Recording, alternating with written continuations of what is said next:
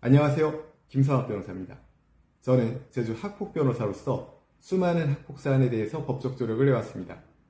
학폭 사안 스페셜리스트로서 오늘은 학폭 피해자가 가해자를 상대로 취할 수 있는 모든 법적 조치에 대해 설명드리겠습니다. 학교폭력 피해자는 가장 먼저 학교폭력 사실을 신고할 수 있습니다. 학교폭력 예방법 제20조 제1항에 따라 학교폭력 현장을 보거나 그 사실을 알게 된 자는 학교 등 관계기관에 이를 즉시 신고하여야 한다고 규정하고 있습니다. 피해 학생은 담임교사, 학교폭력 전담교사, 학교장 또는 교육청에 신고할 수 있으며 학교폭력 신고센터를 통해서도 신고가 가능합니다. 신고를 받은 학교의 장은 학교폭력 사실을 인지한 경우 이를 지체 없이 조사하여야 하며 학교폭력대책심의위원회에 이를 통보해야 합니다. 경미한 학교폭력의 경우 학교폭력 예방법 제13조의 2에 따라 학교장 자체 해결 절차를 통해 처리될 수 있습니다. 다음의 요건을 모두 충족하는 경우가 해당합니다. 2주 이상의 신체적, 정신적 치료를 요하는 진단서를 발급받지 않은 경우, 재산상 피해가 없거나 즉각 복구된 경우, 학교폭력이 지속적이지 않은 경우, 보복행위가 아닌 경우 등에는 학교장 자체 해결 절차를 통해서 처리될 수 있습니다. 이 경우 피해 학생과 그 보호자의 심의위원회 개최 요구 의사 확인과 가해 학생과 그 보호자의 학교장 자체 해결 동의 확인 절차를 거쳐 학교장이 자체적으로 해결할 수 있습니다. 피해 학생은 심의위원회에 학교폭력 사안의 심의를 요청할 수 있습니다.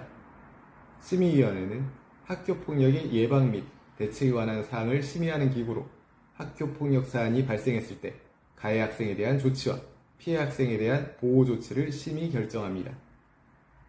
심의위원회는 학부모 대표가 전체위원회 과반수를 구성하도록 되어 있으며 이는 학교폭력의 부당한 축소, 은폐를 방지하고 안전한 교육환경 조성에 기여하기 위한 것입니다. 학교폭력 예방법 제16조에 따라 피해 학생은 다음과 같은 보호 조치를 요청할 수 있습니다. 심리상담 및 조언, 일시보호, 치료 및 치료를 위한 요약, 학급교체, 그 밖에 피해 학생의 보호를 위하여 필요한 조치 등을 취할 수 있습니다. 특히 피해 학생이 전문단체나 전문가로부터 상담을 받는 등 사용되는 비용은 가해자의 보호자가 부담할 수 있으며 피해 학생의 신체적, 정신적 피해를 치유하기 위한 치료 등에 사용하는 비용도 가해자의 보호자에게 부담시킬 수 있습니다. 피해 학생은 가해 학생에 대해 다음과 같은 조치를 요청할 수 있습니다.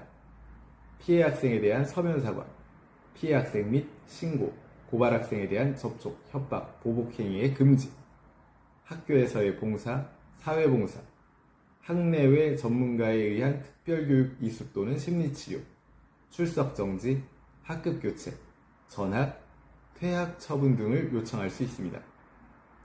이러한 조치는 단순히 학교 내 징계가 아니라 법적 효력을 가지는 행정처분으로서 가해 학생이 이를 거부하거나 회피하는 경우 추가적인 조치가 내려질 수도 있습니다.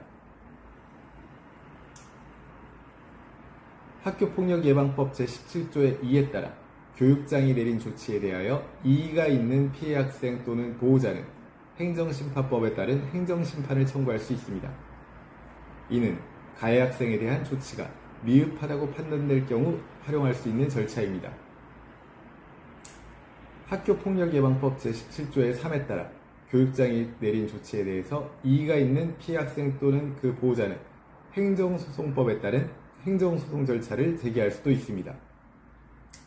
행정소송 절차는 행정심판을 거치지 않고도 바로 제기할 수 있습니다. 제주 학폭 변호사로서 강조하자면 학폭 피해를 당하였다면 앞서 살펴본 내용들을 숙지하셔서 유효적절한 법적 대응을 하시기 바랍니다. 현재 학폭 피해로 고통받고 계시다면 언제든지 제주 학폭 변호사 김성학 법률사무소를 찾아주시면 신속, 정확한 해법을 제시해드리겠습니다. 조금이나마 도움이 되셨으면 합니다. 여러분의 권리를 지키고 언제나 신속하고 정확한 해법을 제시해드리는 김성학 변호사입니다. 감사합니다.